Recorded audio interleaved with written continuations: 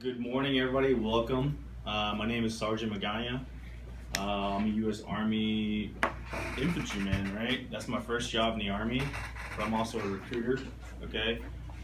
This is my partner, Sergeant Sanders. I'll be giving you guys today a period of instruction on Army resilience, all right? So real quick, I'll give you guys a little rundown, a little bit about me before we go into the class, okay? When I think I was around 12 or 13 when the whole World Trade Center event happened. Who knows what that is? Everybody should know, right? When terrorist attacks in New York happened. Well, anyways, I was kind of young, but I kind of understood a little bit. Like, man, it's a big deal, you know. Some stuff's gonna happen and whatnot. So later on, you know, even ever since then, I always wanted to be a soldier. I always had that kind of like that thought in the back of my head. I'm like, man, I'm gonna be a soldier. You know, I grew up, I guess, not so much the projects, but like, you know, we grew up with not a whole lot, right? My mom was a single mom, and so I always thought of ways, what can I do to like make my situation better, right? What can I do by myself, on my own, to get somewhere else, right? Anyways, time went by, and when I was 18 years old, I actually joined the Marine Corps, right? You're saying you had a friend in the Marine Corps? Mm-hmm. So I joined the Marine Corps because I didn't really, at the time, nobody had really talked to me about anything. Nobody actually sat down with me and said like, hey, you know, this is an option, this is something you can do, whatever, right? I kind of just like, I didn't really know better.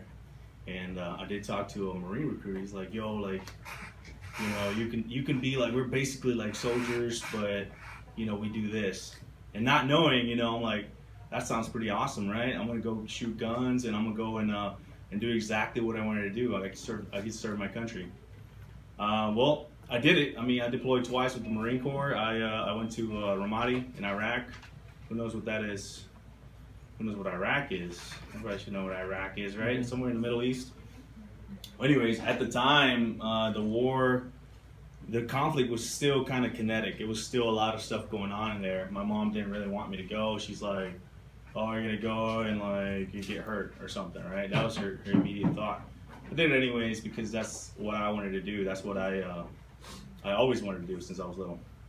So I went there, I deployed again to Afghanistan. Altogether, I have 4 deployments with both the Marine Corps and the Army combined. Obviously, I'm in the Army now. I like the Army. I like kind of like the culture of the Army. I like the how can I explain this? The structure, right? Being able to like know what's going on every week, every day of my month, right? I plan it all out, and I understand more or less what's going to happen. I'm married. I have 3 kids. I have 2 boys and a little girl, and it's very, very important to me to try to like give this information to you guys, right? You guys are all, who's older than 25 here? Hopefully none of them. Nobody's older than 25, right? What's the age group here? It should be 21 to 24. 21 to 24. All right, so you guys are like right there, right? You got your whole lives ahead of you. You can make so many choices here that will either set you up or will hurt you, right? But you guys have the opportunity, which is a great opportunity, because you have time on your side. You get to make those cool decisions. All right, so that's enough of me for now. I will be back hopefully next month, and I'll talk a little bit more about my story. Right, that's just in a nutshell there. Today, the task is to give you guys a quick rundown on resiliency. All right, I'm not gonna take up your whole day. And the conditions, classroom environment, all right? If you guys need to use the bathroom or drink water, whatever the case may be, please do so. Just I ask that you just do it quietly. And then the standard is to at least get the gist of it, all right? Understand a little bit about what resilience is. Who can tell me right off the bat what resilience is? Nobody? Have you guys had a class like this before? No? Okay, so it's very, very important, okay? We, as soldiers, we face a lot of trials. We face a lot of difficult situations, which I'm sure you guys do too. Everybody does, right? I remember growing up in school, man. I know how it is. You know, there's that stuff doesn't change, right? And I'm sure it hasn't changed from when I was in high school and whatnot, and when I was growing up till now. But the main thing is that no matter what, you know, you're gonna face a stressful situation, a difficult situation. Okay, there's always an action and a reaction to what's going on. We're going to talk a little bit about why it's important to have a little bit of resiliency. In other words, all that is like having thick skin, right? You guys know what thick skin is, right? Mm-hmm. Being able to face something and, you know, perfect. All right, so next slide, please. Next one. Okay, so resiliency defined is the ability to grow and thrive in the face of challenges and bounce back from adversity. Okay, if you you know, this is something that not only is useful as a soldier, but is useful anywhere. Okay, because I noticed it very quickly coming from the line, right? Like I told you guys, I'm an infantryman. Like my job is frontline combat. Like there's nothing more kind of like intense than that, right? But coming from that environment to come into an environment like this where I work in an office, I'm not like getting shot at every day. I'm not like having to put on my body armor and be like, oh, today I might, you know, get into a crazy firefight. That's not the case, right? But even so, it's still, I think I was more stressed out coming out here and dealing with the day-to-day, the monotony of having to deal with like different kinds of people, you know, difficult people, easy to get along with people, and having to like still, you know, adapt to that. That's still difficult on its own, right? The reaction that it causes to your mind is the same reaction that a firefight would do to you, right? Because your mind doesn't understand the difference. It just knows that it needs to produce stress, right, to handle that situation. So resilient warriors have the inner strength to face the realities of the environment with courage and confidence. Okay. All that means is know your surroundings, know your objectives, right, and be able to just thrive through it. Right? Don't give up. Don't quit. Next slide. Okay. Is somebody who's close right here? Can you read this slide for me, please? Yeah. Develop resilient soldiers who function well under stress, sustain mental fitness in the face of high intensity situations, bounce back as required, take care of themselves, their buddies, and those who they lead. Okay. Why would it be important to develop resilient people? Don't get so wrapped up around soldiers. I understand you guys are not soldiers, but let's just call it as it is. As a person, why would it be important to develop these skills?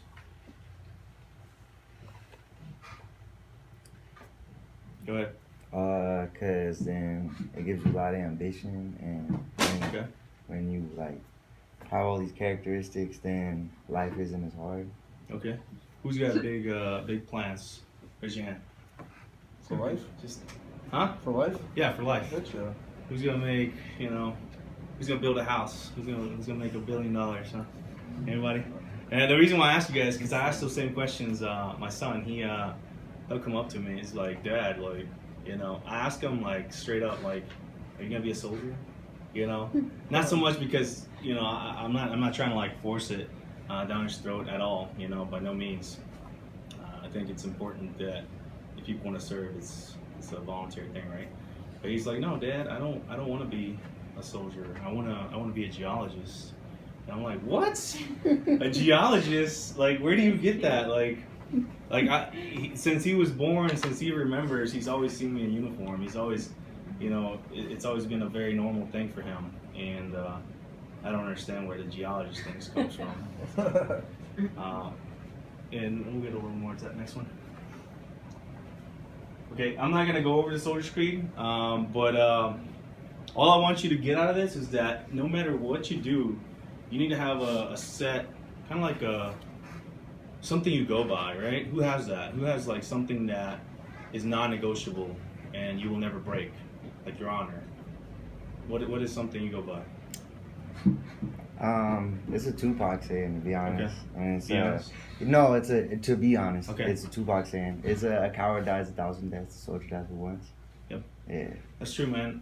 So the one thing that I've learned, man, and like I said, you only learn this stuff through experience, right? Dealing with people around you and whatnot. Your environment molds you, okay? And the one thing that has molded me is just being around like people that I admire, people that have these qualities, right? But being like what I call a true soldier. They have honor, they have courage, and they have integrity, right? Who wants to be around somebody that's always gonna like try to stab you in the back? Nobody, right? Nobody wants that. But a lot of people will rally around somebody who has everybody's best interests in mind, right? Somebody who's willing to put their life on the line for you is somebody who is worth your time, right? True. And essentially, the Soldier's Creed kind of embodies what we try to do as soldiers. If there's anything I want you to get out of there, is I will always place the mission first. I will never accept defeat. I will never quit, and I will never leave a fallen comrade. All right. The reason why that is so important to us is because,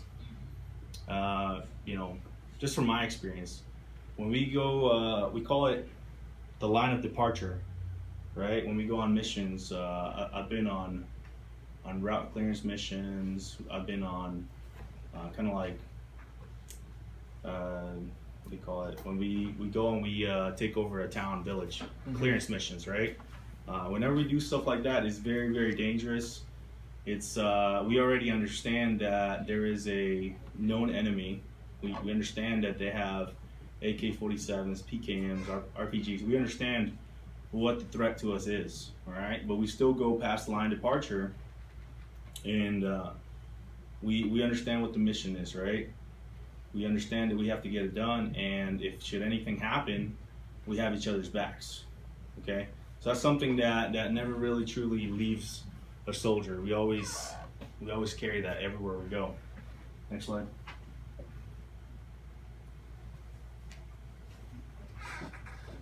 Who's been stressed out before?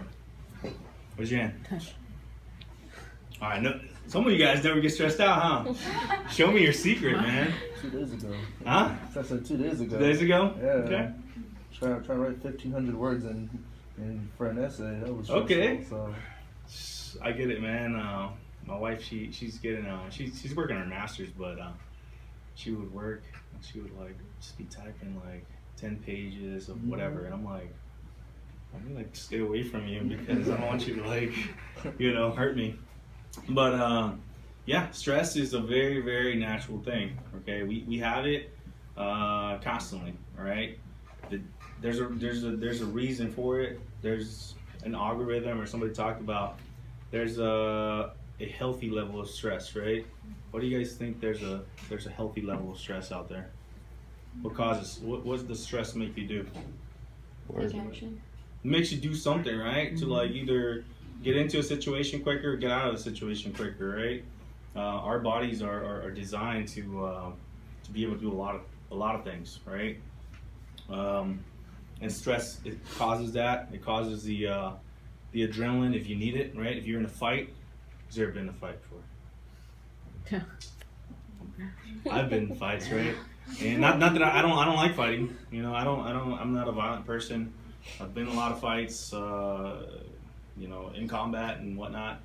And the one thing I can remember is that you would always have this kind of like little, oh man, this is kind of scary. This is gonna be scary. This is gonna be crazy. Anxiety. You get this anxiety going into the fight, and I'm like, wait a minute, like. You have to counter those thoughts. You have to counter, and it could be anything. You could be going to a job interview. You probably get a little nervous, right? That's pretty normal. But you got to remember, like, well, I've trained like my whole life for this. I know exactly what I have to do. I have to, remember my battle drills, remember my training, and whatever happens is gonna happen, right? And it turns out, once you get to that situation. Once you're in the fight, it's not so scary anymore. That goes away because the adrenaline comes in, and and it's just like action. It's just like this and that and this and that, boom, boom, boom, boom, boom, boom, and then it's done. And that's generally how a firefight goes. Now, you also, the stress is like a roller coaster, right? At the end of that, it comes back and you feel it. You feel, oh man, stressed out again. Like, that was crazy. But what the biggest thing I want you guys to get out of this is you're gonna have peaks and lows, no matter what, right? There's gonna be days where you're gonna be happy, for no reason. You're gonna wake up one day and you're gonna be like, this is an awesome day. I want to go and like hike a mountain or whatever, right? I want to go fishing or whatever. I like to mountain bike. So on days where I wake up and I'm like, I got so much energy, I'm so happy, I try to go on like mountain bike and get a flat tire somewhere. But there's days where you wake up and you may just like, for whatever reason, you're just like, man, this sucks, like, what am I doing? What do I need to do?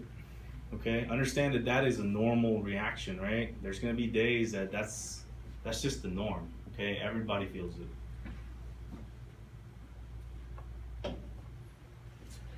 All right, next line. Sorry. All right, let's get into it.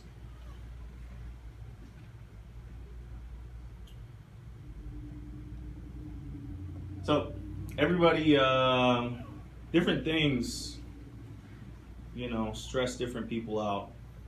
Okay, what might be stressful to him may not be stressful to you, right? Certain situations, some people can handle better than others. Okay, so just remember, we can always. Who can control everything that happens around them? Nobody, right? Nobody can control what somebody thinks, what somebody says, what other people do around you. It's hard to control. It's impossible to control that. But what we can control is how we react to that, right? If we get all anxious or stressed out or whatever the case may be, we can control that. We have that ability, right? So what point would it be, or would it make sense for me to get upset at something somebody says or whatever? Does it bother me? Would it bother me? No. Probably not, right? So same deal for you guys, man. Like, if something goes on around you, if it's not worth your time, if it's not worth you being stressed out over it, let it slide. Next one. He's got a picture of a guy that getting his head shaved off, his hair shaved off, right? Some people have a big fear about that. For whatever reason, they're like, no, you're not gonna cut all my hair or whatever. And I went to a barber shop and I got a haircut, and she messed my hair up. That's why it's a little bit shorter than it should be. And she was so scared. She was so stressed out. And I'm like, hey man, don't worry about it. Hair grows back. I don't really care. Like that's to me, that's a negligible thing that I can do without it. And I can grow it later, okay? All right, who has by show of hands, who has like a mentor or somebody they always confine in? Oh yeah. Everybody should. I mean, who has little brothers, little sisters? All right, a lot of y'all, okay? So the one thing that is very, very important to me, and is very important, hopefully it's important to my kids. I know that it is for my younger son. But teamwork, okay? We rely in the Army heavily on our soldiers, right? It's easy to be, when you have your whole squad. A squad consists of 9 soldiers, 1 squad leader, 2 teams of 4. And when everybody has each other's back, you feel pretty much invincible, right? No matter what situation you get into, what could possibly happen, that you can't handle. When you have people, I wouldn't say like carrying you, but when you have people like with the ability to pick you up, you don't really falter that much. You don't really go into situations, afraid. If that makes sense. So have a team. Have friends. Be there for them, and understand that for them to be there for you, you have to kind of reciprocate that feeling, that personality. Next one. So the reason why teamwork is so important is because it helps complete tasks. All right, nothing really gets done by a single person. Well, you can do so much as an individual, right? But the one thing that the Army really, well, the military in general, but I've seen it a lot in the Army, is that no matter what the task is, not just one soldier shows up, you know, like the whole platoon or the whole squad shows up to try to take care of that situation. Who thinks that that'd be kind of cool? Who has a team? Who has a squad? Yeah? Okay. Next one. Sometimes you will need to carry a team member. All right, so yeah, that is true. You know, there is situations where it's okay. Let me rephrase that. It's okay to ask for help, right? Who thinks it's not okay to ask for help? Anybody? Why would there be a good reason to not ask for help? Anybody? Huh? Embarrassed Or pride or ego. Your pride, right? Your ego. Like, you may be like, no, I can handle this because I'm strong and whatnot. Okay? That situation never changes, right? As a soldier, you always want to feel like, oh, I'm a soldier, you know? When I was a Marine, I'm like, I'm a Marine, you know? And the fact of the matter is, it doesn't matter who you are, we all need each other. We all need somebody, right, to help us out. Somebody to be like, you know, it's gonna be all right. You know, you just prick your finger, you got a little cut. My daughter, she got a little tiny little scratch on her finger. She was making a big deal about it, trying to cry to my wife, trying to cry to me, and you know, I had to actually like stop her for a minute and be like, look, it's not a big deal. It's not what you're making it out to be. Okay. Sometimes the way we perceive stuff could be different than what reality really is, right? Something very, very small could get us all wound up and being all crazy. All right, next one. Next one.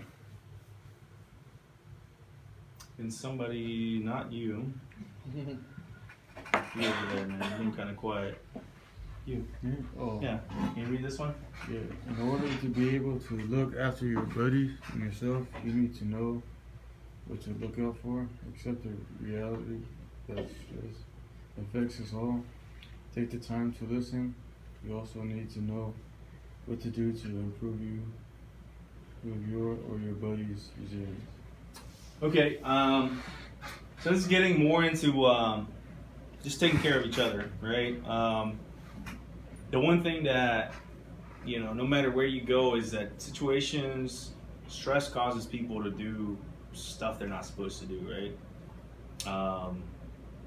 And one of those hard things that happens is suicide. That's a really, really, really difficult situation. Me personally, I've dealt with friends that have done that, you know. But this is why it's important for us to look after each other, because you can tell, you know, you can look at your buddies and you can see if they're having a really bad day. You can see if whatever it is that they're going through is difficult, okay? It's always good to ask. It's always good to try to take care of them, because, like I said, you know, stressful situations do not really, you know, it's a mountain made out of they're like usually molehills, right? Little hills, but people like to perceive them and make them bigger, and they're really not, right? If you have each other's back, I guarantee all of you guys have somebody you can go to, right? I mean, everybody really does, if you think about it, because we're all kind of like social creatures. Next one. Okay. So, essentially, this is kind of like a little graph of how stress happens, right? There's always an event. Like, hey, I'll give you an example here in a minute. There's always an event, so it gives you the thought, right? Like, oh man, this is crazy. It makes you behave differently.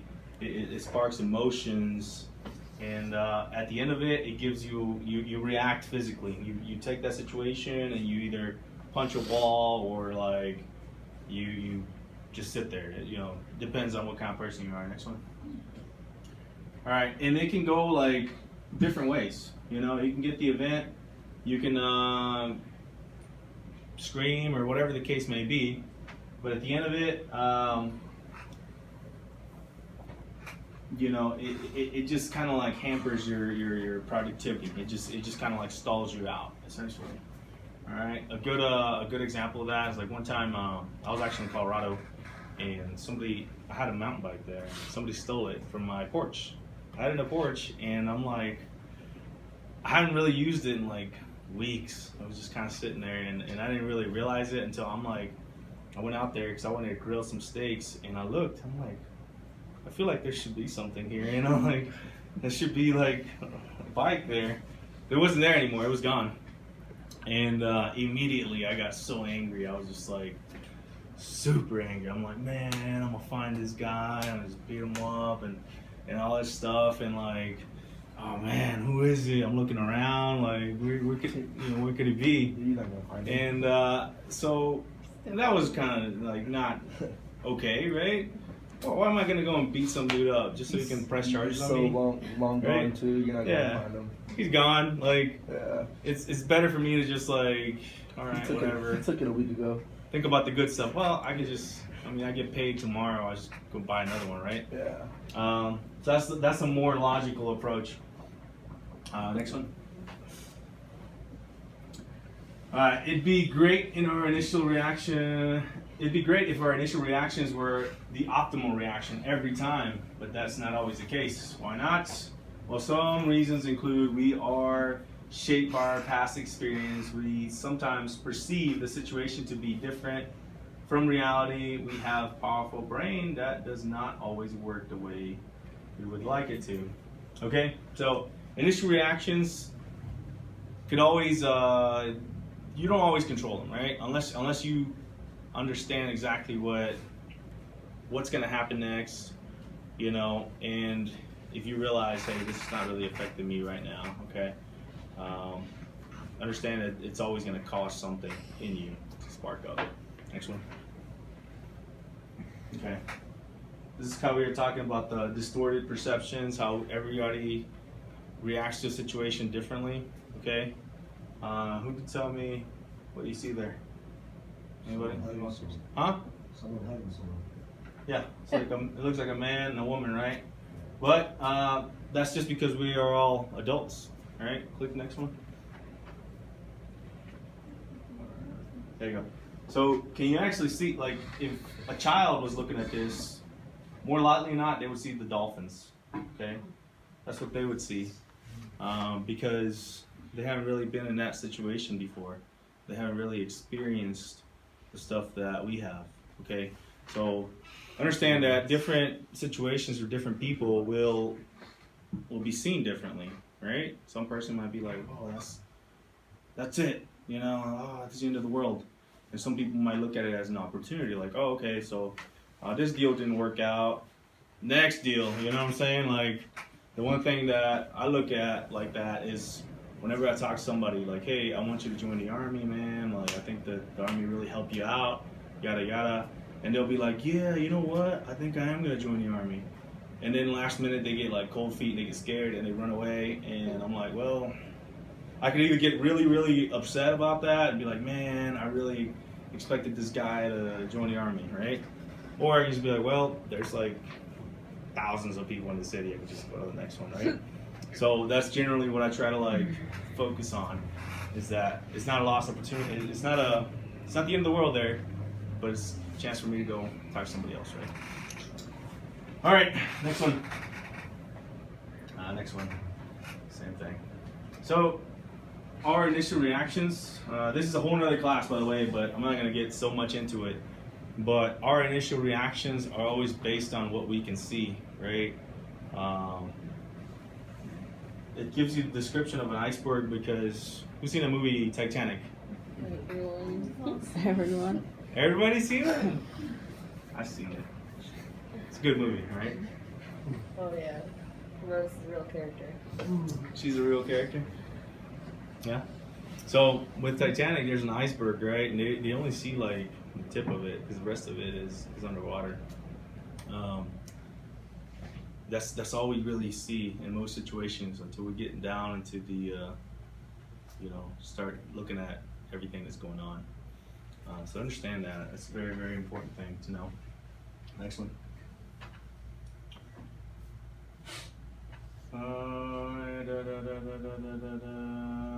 Next one. I think I already talked about all these.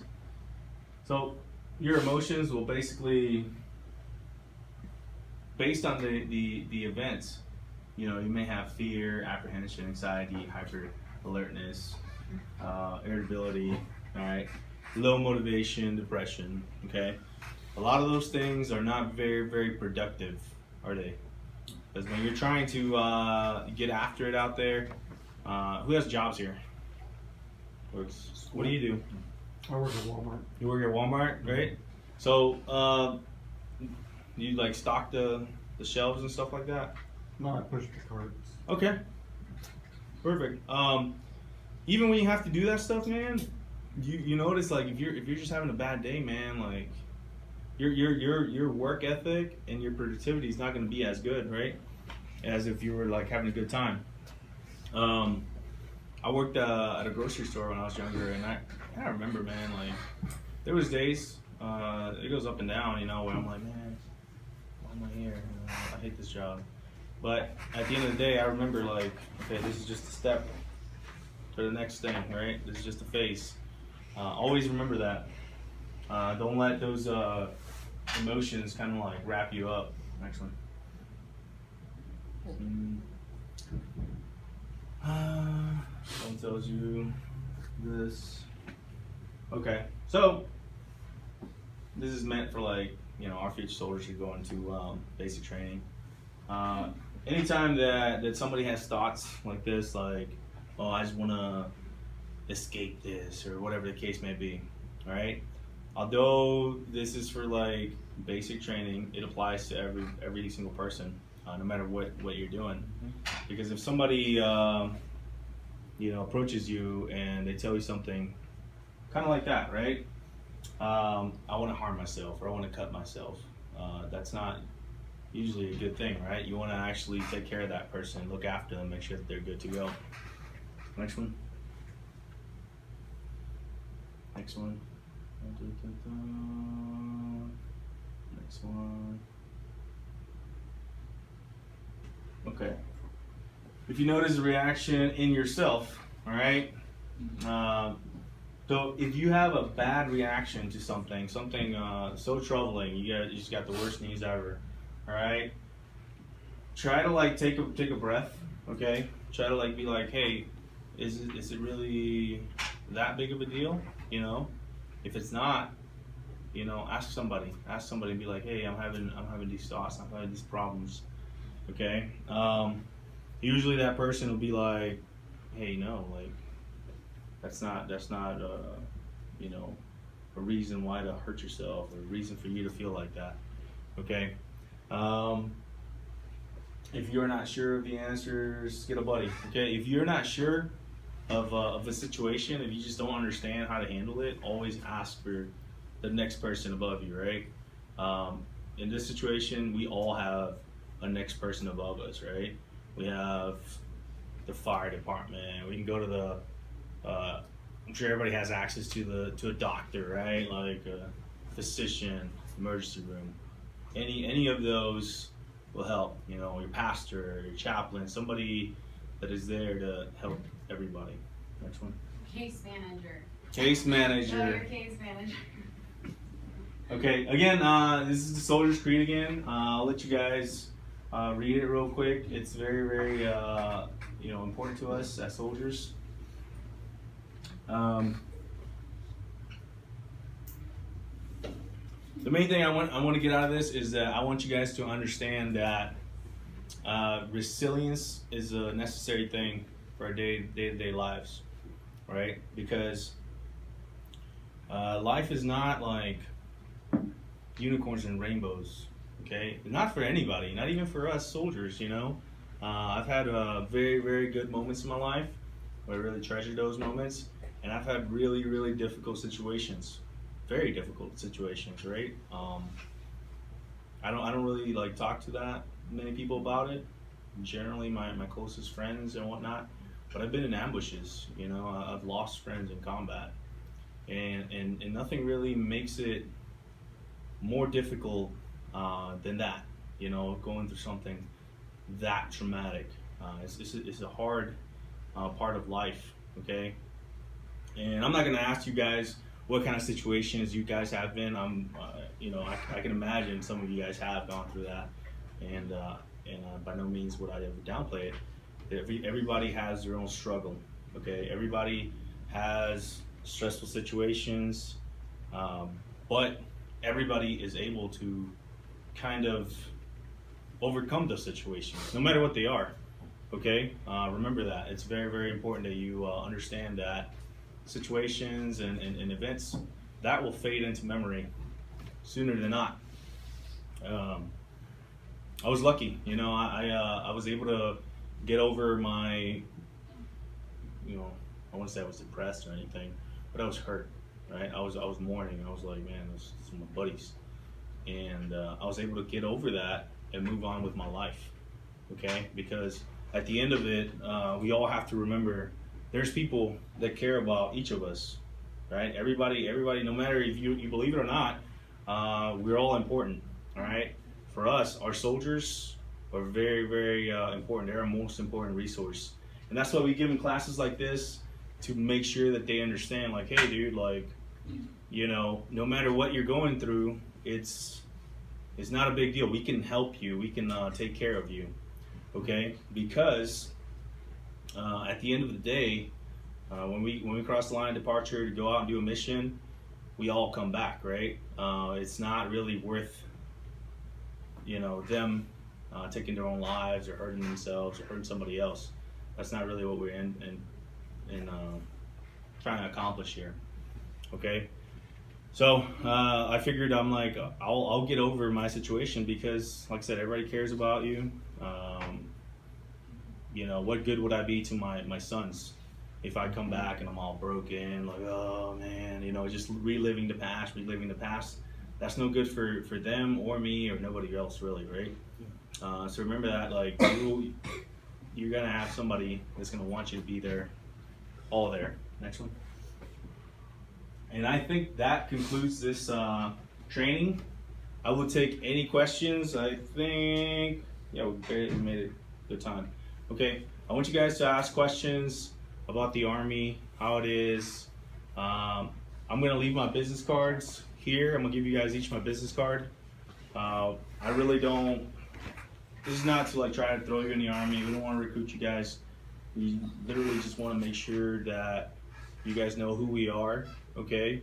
And we want to give you a little bit of insight on resiliency, all right? Like I understood, you guys haven't done a class like this? No. All right, so they get it. There's a lot more to it, all right? That's not the only resilience class we have. We have classes on, all kinds of stuff. But without further ado, any questions? Who's gonna join the Army though? Well, I have one. What's up? Because I've been thinking about it since like I was 18. Okay. But I suffer from PTSD and Okay. panic attack disorder. So how would that like work out? So there is, it's difficult because you can't really have a lot of medical issues like that. Are you on medication? Not right now. I'm in the process of getting back on my medication because of my PTSD's gotten worse in the last month and a half. So. Okay. Sorry to interrupt me, but yeah, unfortunately, right now, the Army has policies against that right now, and so it'd be kind of difficult. So the process is, I'll explain the process real quick while she asks that question. So first of all, to join the Army, we'd have to reach one of us, be like, hey, Sergeant Guy, I'm thinking about joining the Army. We'll basically go down a list of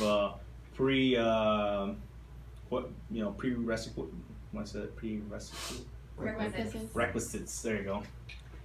Sorry, my first language is Spanish. Struggle with English sometimes. But anyways, we'll ask you some questions and be like, hey, were you born in the United States? What's your height, weight? What's your, any medical issues, major medical issues? Right.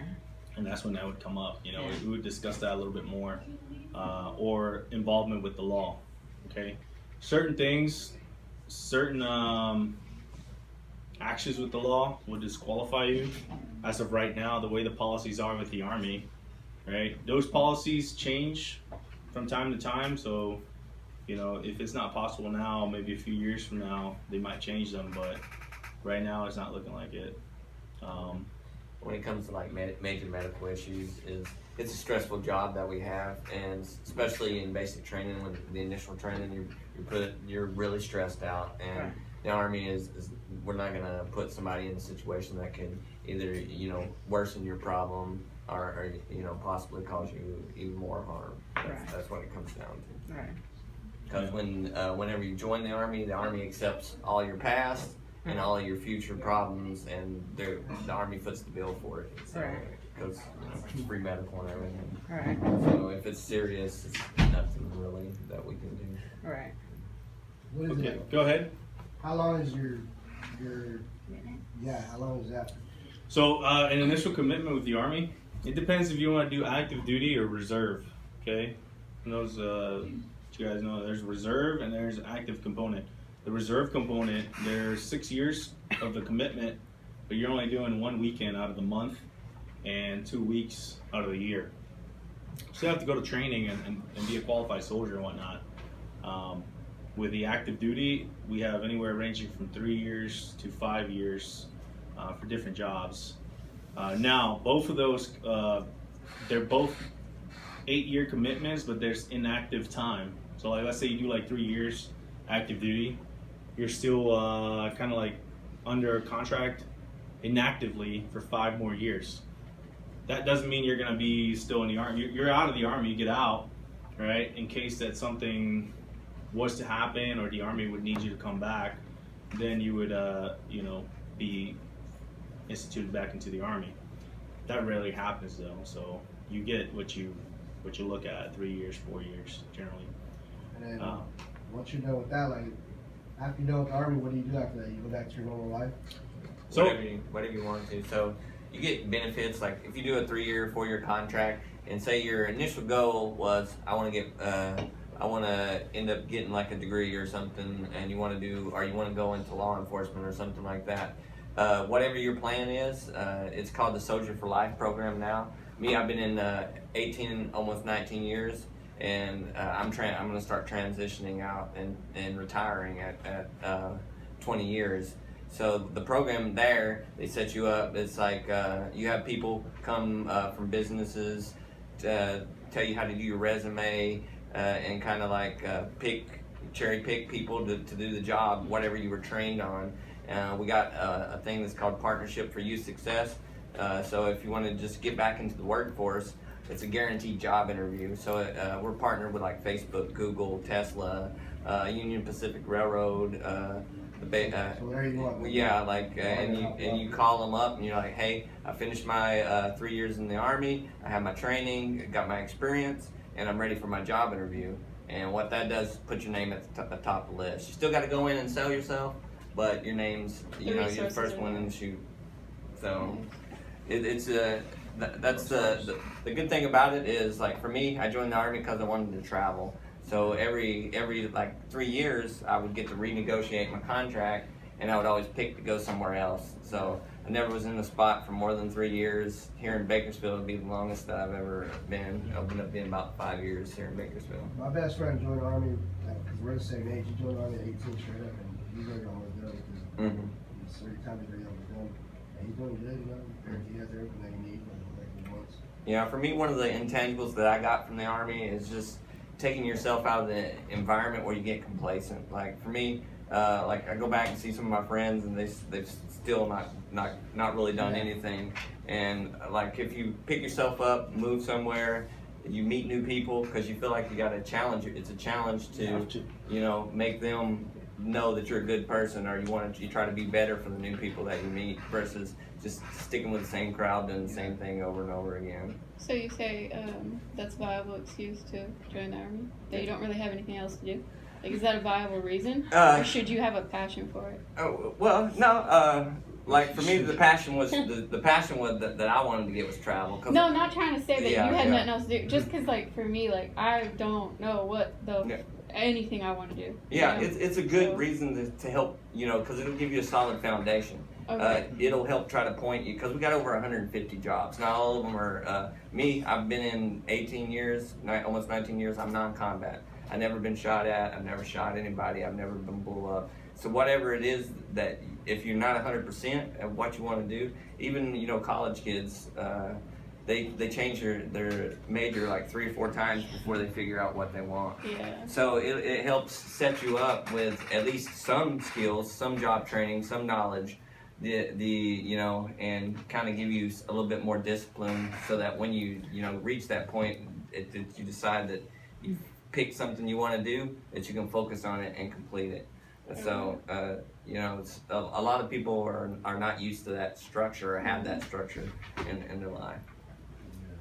Yeah, the difference between us two is I had a kid at 18, he was 18, so I want to tell myself by like 20, if I'm not doing that when my kids, then I'll go, but I already have 3 of them, so you know, I don't want to have kids that take off and, you know, and grow up, and I just don't want to do that. But, you know, I was thinking about it at a point in my life, maybe when they're older, maybe I don't know, but they're too young right now, you know, for me to just be, like, he has a baby now, he's baby turned out baby 1.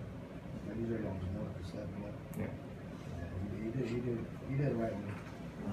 When I see. Any other questions? Okay. Here, guys. Let me pass out some stuff real quick. If you could, please take one and pass it around.